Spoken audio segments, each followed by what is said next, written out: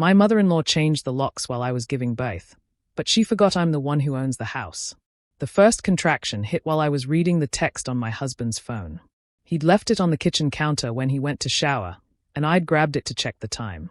That's when I saw the message from his mother, Patricia. The new locks are installed. When you bring the baby home, I'll already be settled in the master bedroom. My husband Ethan had replied, perfect timing. For a moment, the shock overrode the pain rippling through my abdomen. Then the second contraction came, stronger than the first, and I had to grip the counter to stay upright. But my mind was racing faster than my body was cramping. Patricia had changed our locks while I was 9 months pregnant, and Ethan knew about it. No, they'd planned it together. The shower was still running upstairs. I screenshots the conversation and sent it to my phone, then scrolled up to read more. The conspiracy went back weeks. Patricia, she'll be vulnerable after the birth. Perfect time to establish the new arrangement. Ethan, you're right. She won't have energy to fight it. Patricia, I've already called movers for her things. The spare room is small but sufficient. Ethan, just make sure it's done while we're at the hospital. I wanted to scream.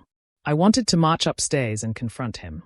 But then the third contraction hit, and I felt a warm gush of fluid down my legs. My water had broken. Of all the times for this baby to come, it chose the moment I discovered my husband and mother-in-law were stealing my house. Because that's what they didn't know, it was my house. Let me back up. I met Ethan 5 years ago at a medical conference. He was a pharmaceutical rep, all charm and white teeth, talking about revolutionary new drugs. I was a biomedical engineer, holding 3 patents and exhausted from back-to-back presentations. He pursued me relentlessly. Flowers at my lab, surprise lunches, weekend trips. He seemed fascinated by my work, my success, my independence. You're unlike any woman I've ever met, he'd say. What I didn't realize was that he meant it as a challenge, not a compliment. The red flags started small. Comments about my hours. Suggestions that I could slow down once we got serious. When I bought my house, a beautiful 4-bedroom colonial in the best school district, paid for with my patent royalties, he seemed threatened. It's emasculating, he'd said, standing in what would become our living room. The man should provide the home. It's the 21st century, I'd laughed, thinking he was joking. He wasn't. But he moved in anyway. Never contributed to the mortgage, utilities, or property taxes. That would be paying rent to his girlfriend, which was apparently beneath him.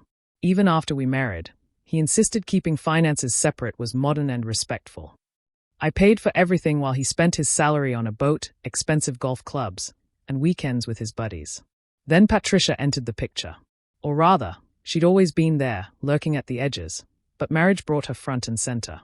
A wife should make a home comfortable for her husband, she'd said at our wedding reception, loud enough for my family to hear. That's her primary job. I have an actual job, I'd replied. I run a research department. She'd smiled that cold smile I'd come to dread. For now. Patricia had been trying to mark territory ever since. She'd show up unannounced with decorating magazines. Rearranging my kitchen while I was at work. She once threw away all my plants because they were cluttering the space. But when I got pregnant, she escalated. She started calling it her baby's house and referring to the nursery as where her grandchild would live. You mean visit, I'd corrected. We'll see, she'd replied. Now, standing in a puddle of amniotic fluid, reading their conspiracy to steal my home while I gave birth, everything clicked. They hadn't been preparing for the baby. They'd been preparing for a coup. Ethan, I yelled. We need to go to the hospital. He came running downstairs, hair still wet. Now. But Mom's not here yet. Now. During the drive, between contractions, I texted my lawyer. Then my brother. Then the locksmith who'd installed our original locks. By the time we reached the hospital, I'd set my own plan in motion. Labor lasted 18 hours. Ethan stayed by my side, playing the devoted husband, taking photos, coaching my breathing. If I hadn't seen those texts, I'd have believed he cared. Our daughter arrived at 6:47 p.m., perfect and screaming. Ethan cried. Posted on social media about his beautiful family. Called his mother to share the news. The house ready, he asked her quietly when he thought I was sleeping. I heard Patricia's response through the phone. Everything's perfect. I've moved her clothes to the guest room and set up my things in the master. The locksmith just left. She'll understand it's for the best, Ethan said. With Mom there to help with the baby, Sarah won't need to worry about anything but recovering. Help with the baby. Right.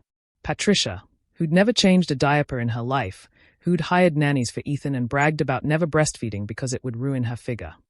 While they plotted, I texted from my hospital bed. My brother Michael responded immediately. Already handled.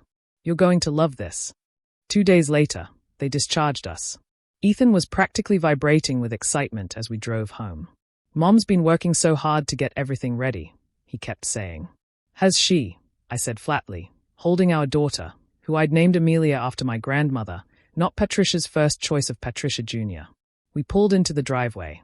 There were 3 cars there, Patricia's white Mercedes, a police cruiser, and my brother's truck. Ethan froze. What's happening? I smiled sweetly. Let's find out. Patricia was on the porch, shrieking at a sheriff while my brother stood calmly by the door. The locksmith was there too, changing the locks. Again. There! Patricia screamed when she saw us. There's my son. Tell them this is his house. The sheriff approached our car. Are you Sarah Chen? Sarah Martinez, I corrected, having never taken Ethan's name. And yes, this is my house. This woman claims she lives here, the sheriff said, gesturing to Patricia. But she's not on the deed, has no lease agreement, and the legal owner, you, filed a trespassing complaint. What? Ethan exploded. This is my mother. She's helping with the baby. I got out carefully, still sore from delivery, cradling Amelia. Officer, this woman changed my locks while I was in labor. She moved my belongings without permission. She's attempting to steal my home. I showed him the screenshots on my phone. The sheriff read them, his expression darkening. He turned to Patricia. You're trespassing. This is my son's house, she insisted. No, I said, pulling out the deed I'd asked Michael to bring. It's mine. Purchased before marriage, never added Ethan's name, paid for entirely by me. The sheriff examined the paperwork. Mrs. Chen is correct. Sir, he turned to Ethan. Are you on this deed? Ethan's face was purple. We're married. It's community property. Not in this state, my lawyer said, stepping out of Michael's truck. I'd hired her 6 months ago when Patricia first started her territory marking. Property owned before marriage remains separate unless specifically commingled. Ms. Martinez has been meticulous about keeping payments from her personal account. Patricia lunged at me. You scheming bitch. You trapped my son. The sheriff stepped between us. You need to leave. Now, or I'll arrest you for trespassing and attempted assault. Ethan. Patricia wailed. Do something. Ethan looked at me, holding our 2-day-old daughter, and for a moment I thought I saw regret. Then his face hardened. You'd throw out my mother? The grandmother of your child. The woman who tried to steal my house while I was giving birth? Yes. If she goes, I go, he threatened. I shifted Amelia to one arm and pulled out another document from the diaper bag. Divorce papers. Already filed. You can go with her. The street had filled with neighbors. Everyone was watching Patricia being escorted to her Mercedes, screaming about ungrateful wives and stolen grandchildren. You can't keep me from my granddaughter, she shrieked. Watch me, I replied. Ethan stood frozen on the lawn. Where am I supposed to go? Your mother has a 5-bedroom house, I said. I'm sure she's prepared a lovely room for you. Probably your childhood one, with the train wallpaper. Patricia tried one more time, leaning out her car window.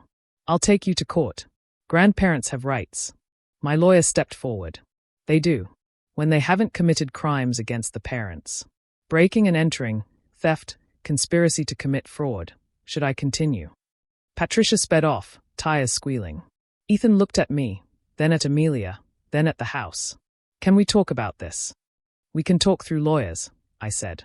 You have 1 hour to get your things. Officer Martinez will supervise. Yes, the sheriff was my cousin. My family had connections too. We just used them for protection, not theft.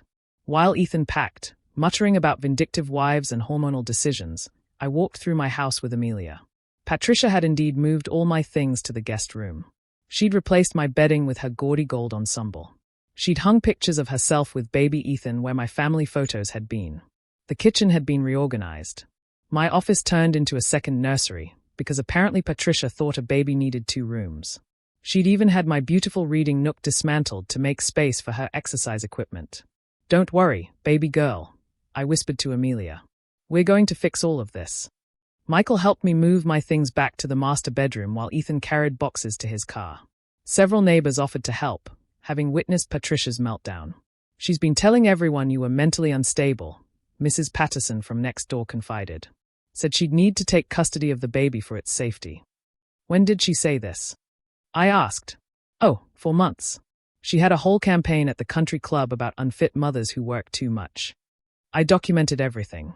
Every neighbor's story, every text, every conspiracy Patricia had woven. My lawyer was building quite a case. That evening, after Ethan left with his sad collection of boxes, I sat in my recovered living room, nursing Amelia in peace.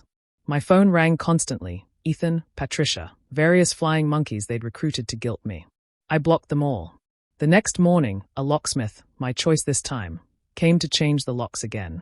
He also installed a security system, cameras, and a video doorbell.